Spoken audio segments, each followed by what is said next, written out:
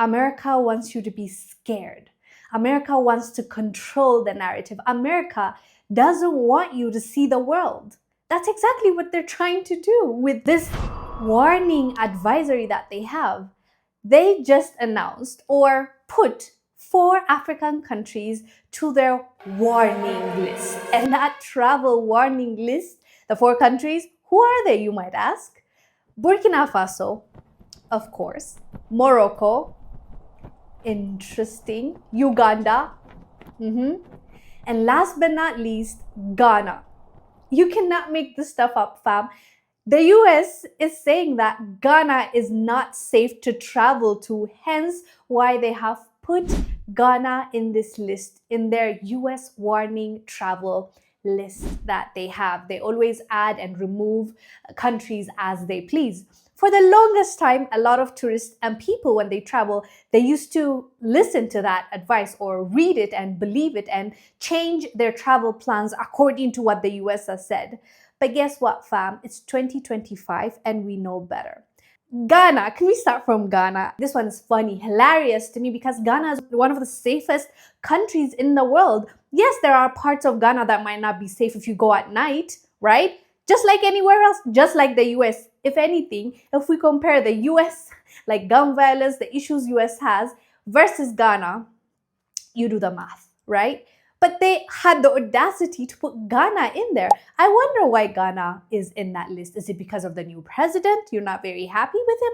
I'm talking about on the side. As far as what they've given, this is the reason that they gave.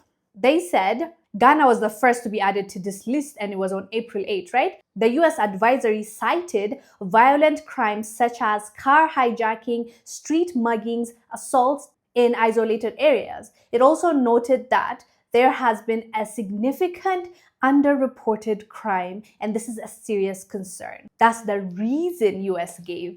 As I said, this is what they're saying, but what I am speculating, is that allegedly, right now, they're not really happy with the new Ghana president, John Mahama. Secondly, there's a movement of Black Americans going to Ghana and building there, taking their money from the US and putting it in the Ghana economy. And that is not a good thing for the US government. They have to do anything and everything to make sure that more investment happens at home than abroad. So my speculation, allegedly, is that they don't want Ghana to get the shine. They don't want to lose the Black American community cash, money, investment, skills, so they'll do anything and everything to discourage people from going to Ghana. Secondly, Burkina Faso. That one, I think we don't even need to talk about. What is going on between Burkina Faso and the US says it all. The US is not really happy with the leader of Burkina Faso right now, Captain Ibrahim Traore, and they vocalized it by saying this at the US Senate. Chairman, I see this and I don't mind calling them out, but Captain Traore and Burkina Faso, as they know that both, whether it's their gold reserves, that is all those proceeds are just in exchange to protect the junta regime. And so it's not a secret that they have something to gain by doing this. So yeah, there's that. Morocco, I'm kind of surprised. Maybe I need to dig in a little bit deeper in their politics and what they're arguing about, because one thing is for sure, fam. The US is not putting out this warning because they truly believe their citizens are going to be at risk by traveling to these countries. It is driven by politics. They want to get the upper hand. They know that they're slowly losing their power, the grip that they have in the world. So they had this power for so long that if they say something, everyone believes it. Everyone rushes to do what they said or to avoid the thing that they said to avoid. They are used to it and they use that to their advantage. That's exactly what they were doing here, to send a message. Same thing with Uganda. They included Uganda because they didn't agree with what Uganda did in the parliament when they passed the LGBTQ law that the US believes is discriminating against the LGBTQ community. So everything is about politics and what they approve and what they don't approve.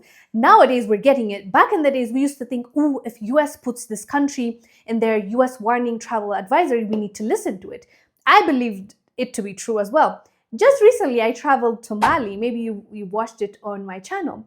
the amount of travel warning I have seen in this government websites, US, not just US, France, everywhere, right? I went to Mali and I am back home safe and sound.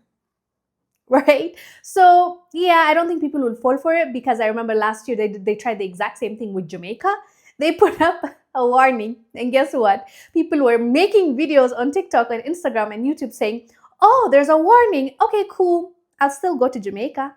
And I loved that. So I guess awareness is increasing and people are choosing for themselves and using discernment, basically. Anyways, fam, let me know down below what your thoughts are about this. Would you be traveling to Morocco, Uganda, Burkina Faso, and Ghana? Which one? Which one are you going to avoid? Which one are you going to? Let me know down below. I am Wongel Zelalem. I'll see you on the next one. Stay blessed. Bye.